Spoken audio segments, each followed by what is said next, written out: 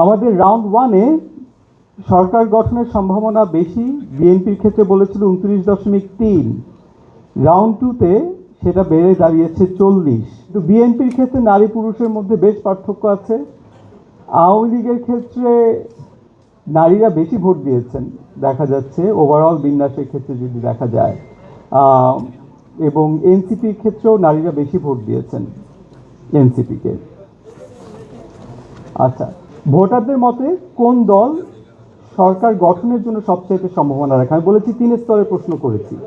প্রথমবার জিজ্ঞেস করেছিলাম কাকে ভোট দিবেন, দ্বিতীয়বার জিজ্ঞেস করেছি কোন দলকে সবচেয়ে উপযুক্ত মনে করেন, আর এবার জিজ্ঞেস করছি যে কে সরকার গঠনের সবচাইতে বেশি সম্ভাবনা রাখে।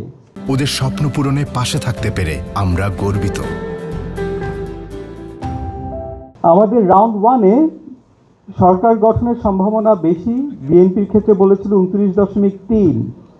রাউন্ড টুতে সেটা বেড়ে দাঁড়িয়েছে 40। অর্থাৎ সরকার গঠনের সম্ভাবনা রাখে বিএনপির ক্ষেত্রে বলছেন 40%। জামাত ইসলামীর ক্ষেত্রেও সেটা বেড়ে গিয়েছে, ছিল 17.5%, এটা এখন বেড়ে হয়েছে 23.3%। আওয়ামী লীগের ক্ষেত্রে সেটা ছিল 6.3%, এখন বেড়ে হয়েছে 12.1%। আপনারা সবাই নিশ্চয়ই চিন্তা করবেন সবার ক্ষেত্রে কেন বাড়লো।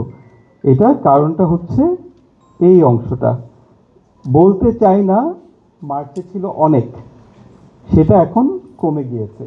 যেহেতু বলতে চাই না এই বিষয়টা কমে গিয়েছে, বেশিরভাগই আমাদেরকে বলেছেন, সেই জন্য এই বিন্যাসটা পরিবর্তিত হয়েছে। সবাই বুঝতে পারছি। কিন্তু দেখা যাচ্ছে বিএনপি সরকার গঠন করবে সেই প্রত্যাশা রাখছেন 40% জনগণ। জামাতে ইসলামী সরকার গঠন করবে সেই প্রত্যাশা রাখছে 23.3% জনগণ। আপনার আওয়ামী লীগ সরকার গঠন করবে সেই আপনার সম্ভাবনা দেখছেন 12.1% জনগণ। আচ্ছা, আপনারা জানেন যে আওয়ামী লীগের নির্বাচনে অংশগ্রহণের ব্যাপারে একটা নিষেধাজ্ঞা আছে এই মুহূর্তে।